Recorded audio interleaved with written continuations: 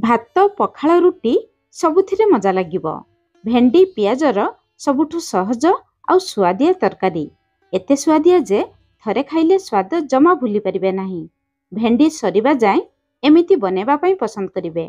जय जगन्नाथ। मो सस्मिता आपण समस्तंकु स्वागत करुछि सस्मिता स्टार किचन को। आजिर ए स्वादिया चटपटा भेंडी तरकारी बनेबा पई एठी मु नेछि 250 ग्राम रो कसी भेंडी। भेंडी पछपटे भांगिले जदि सहजरे भांगी जीवो सेई भेंडी कसी अछि। कसी भेंडी रे तरकारी बनेले तरकारी खाइबा पई भल लागे।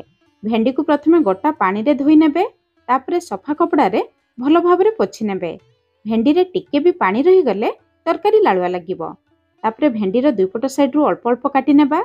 जदि बड़ साइज रो भेंडी थिबो मझिरु दुई फाळ करी काटी नेबे। तापरे पुनी मझिरु एमिति पतला करी काटी नेबे। आजिर तरकारी पई हमकु एमिति भेंडी दरकार। जदि छोट साइज रो भेंडी थिबो मझिरु दुई फाळ करिबा दरकार नहीं। गोटा भेंडी को केवल पतला करी काटी नेबे। ताहले दर्शक बंधु आपण मानकु गोटे अनुरोध, आजिर रेसिपी पसंद आसिले वीडियो को गोटे लाइक करिवे, निश्चय गोटे शेयर करिवे।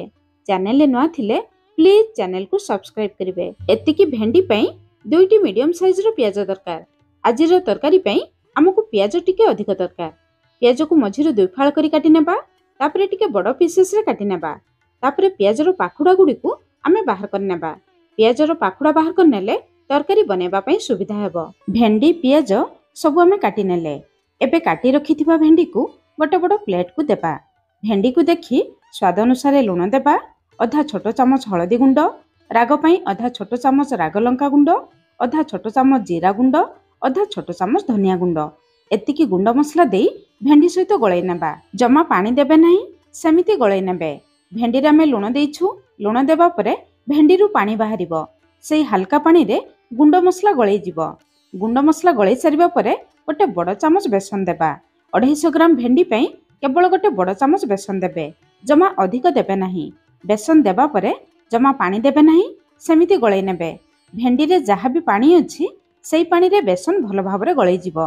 गळै सारिबा परे 2 मिनिट रेस्ट करिबा पई छाडिबा, जहा द्वारा भेंडी रु जहा भी पानी बाहरिबो सेई पानी रे बेसन भल भाबरे गळै जिवो।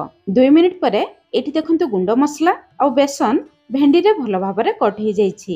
एमिति हेबा दरकार। एबे चलंतु तरकारी बनेबा स्टार्ट करिबा।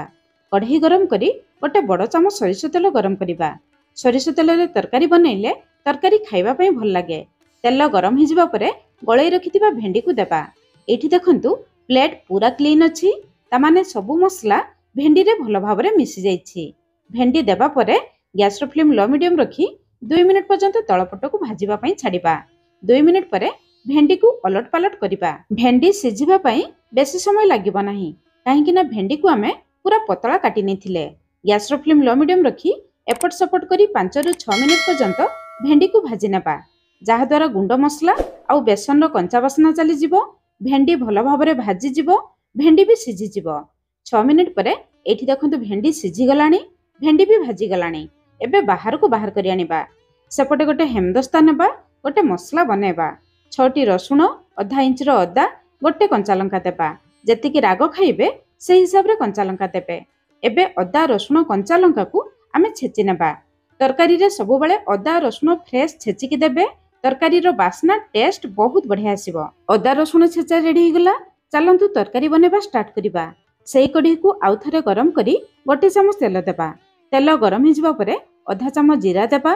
जीरा तेल रे फुटी जिबा परे अदा रसुण कंचा लंका छेचा देबा। छेचा देई सारिबा परे गैस रो फ्लेम लो मीडियम रखी केवल 30 रु 40 सेकेंड पर्यंत हल्का भाजिबा।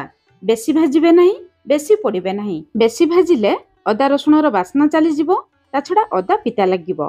हल्का भाजी जिबा परे प्याज को देबा। गैस रो फ्लेम मीडियम रखी प्याज को केवल 2 मिनिट पर्यंत हल्का भाजिबा। प्याज रो कंचा बास्ना जिबा पर्यंत आमे भाजी नेबा। प्याज को बेसी भाजी देले बेसी पोड़ी गले एई तरकारी रे खाइबा पई भल लागिबो नाही। हल्का भाजिले प्याज रो मीठा अंश रहिबो, भेंडी सहित खाइबा पई भल लागिबो। प्याज हल्का भाजी जिबा परे गोटे मीडियम साइज रो टमाटो देबा। प्याज को जेमिति पतला काटी नेथिले टमाटो को सेमिति पतला आउ स्लाइस करके देबा, जहा द्वारा टमाटो सिझी जिबा परे तरकारी रो टेक्सचर बहुत बढ़िया आसीबो। तरकारी देखिबा पई सुंदर लागिबो। एबे मसला रे केवल प्याज आउ टमाटो को देखि स्वाद अनुसार लुण देबा। भेंडी पई लुण देथिले। मसला पई ଅଧା ଛୋଟ ଚାମଚରୁ ବି କମ୍ ହଳଦୀ ଗୁଣ୍ଡ ଦେବା। ଭେଣ୍ଡି ପାଇଁ ହଳଦୀ ଗୁଣ୍ଡ ଦେଇଥିଲେ। ଅଧା ଛୋଟ ଚାମଚ କାଶ୍ମୀରୀ ଲଙ୍କା ଗୁଣ୍ଡ ଦେବା। ତରକାରୀରେ ବହୁତ ବଢ଼ିଆ କଲର ଆସିବ। ରାଗ ପାଇଁ ଗୋଟେ କଞ୍ଚା ଲଙ୍କା, ଭେଣ୍ଡିରେ ଅଳ୍ପ ରାଗ ଲଙ୍କା ଗୁଣ୍ଡ ଦେଇଥିଲେ। ଅଧା ଛୋଟ ଚାମଚ ଗରମ ମସଲା ଗୁଣ୍ଡ ଦେବା। ଏତିକି ଗୁଣ୍ଡ ମସଲା ଦେବା କାହିଁକି ନା ଭେଣ୍ଡିରେ ଅଧା ଛୋଟ ଚାମଚ ଜିରା ଗୁଣ୍ଡ, ଅଧା ଛୋଟ ଚାମଚ ଧନିଆ ଗୁଣ୍ଡ ଦେଇଥିଲେ। ଏବେ ଗ୍ୟାସର ଫ୍ଲେମ୍ ମିଡିୟମ ରଖି ମସଲାକୁ 2 ରୁ 3 ମିନିଟ୍ ପର୍ଯ୍ୟନ୍ତ କଷି ନେବା। ଟମାଟୋରୁ ଯେତିକି ପାଣି ବାହାରିବ ସେଇ ପାଣିରେ ମସଲା କଷିଯିବ। ଏବେ ଦେଖନ୍ତୁ ଟମାଟୋ ନରମ ହେଇଗଲାଣି, ତାମାନେ ଆମର ମସଲା କଷିଗଲାଣି। ମସଲା କଷିଯିବା ପରେ ଭାଜି ରଖିଥିବା ଭେଣ୍ଡିକୁ ଦେବା। ଭେଣ୍ଡି ଭାଜିବା ସମୟରେ ଭଲ ଭାବରେ ସିଝି ଯାଇଛି। ଭେଣ୍ଡିକୁ ସିଝିବା ପାଇଁ ଆଉ ବେଶୀ ସମୟ ଦରକାର ନାହିଁ। ଏବେ ଗ୍ୟାସର ଫ୍ଲେମ୍ ଲୋ ମିଡିୟମ ରଖି କେବଳ 2 ମିନିଟ୍ ପର୍ଯ୍ୟନ୍ତ କଭର କରି ଭାଜି ନେବା, ଯାହାଦ୍ୱାରା ସବୁ ମସଲାର ଫ୍ଲେଭର ଭେଣ୍ଡି ଭିତରକୁ ଆସିଯିବ। 2 ମିନିଟ୍ ପରେ ଏଇଠି ଆମର ରେଡି ହେଇଗଲା ଚଟପଟା ମସଲା ଦିଆ ଭେଣ୍ଡି ପିଆଜ ଭଜା। ଭେଣ୍ଡି ଭଜାର ଫାଇନାଲ କଲର ଆଉ ଟେକ୍ସଚର ଦେଖନ୍ତୁ କେତେ ସୁନ୍ଦର ଦେଖାଯାଉଛି। ଆପଣ ଚାହିଁଲେ ଏମିତି ଏଇ ଭେଣ୍ଡି ଭଜାକୁ ଖାଇପାରିବେ, କିନ୍ତୁ এই ଭଜାର ଟେଷ୍ଟ ବଢ଼ାଇବା ପାଇଁ ଗୋଟେ ଛୋଟ ଚାମଚ ଧଳା ରାଶି ଦେବା। ଧଳା ରାଶି ଦେଲେ এই ଭଜାର ଟେଷ୍ଟ ଆହୁରି ବଢ଼ିଯିବ। ଯଦି ଥିବ ନିଶ୍ଚୟ ଦେବେ, ନଥିଲେ ସେମିତି ବନେଇବେ। କେବଳ ପିଆଜ ବେସନରେ ବି এই ଭେଣ୍ଡି ଭଜାର ଟେଷ୍ଟ ବହୁତ ବଢ଼ିଆ ଲାଗିବ। ଧଳା ରାଶି ଦେବା ପରେ ଆଉ 1 ମିନିଟ୍ ପର୍ଯ୍ୟନ୍ତ ଭାଜି ନେବା। ଆପଣମାନେ ନିଶ୍ଚୟ ଥରେ এই ସୁଆଦିଆ ଭେଣ୍ଡି ଭଜା ବନାନ୍ତୁ। ଭାତ, ପଖାଳ, ରୁଟି ସବୁଥିରେ ଭଲ ଲାଗିବ। କେମିତି ଲାଗିଲା ନିଶ୍ଚୟ କମେଣ୍ଟସ୍ କରି ଜଣାଇବେ। ଆଜି ପାଇଁ ରହିଲି, ପୁଣି ଦେଖା ହେବା ନୂଆ ରେସିପିରେ। ଧନ୍ୟବାଦ।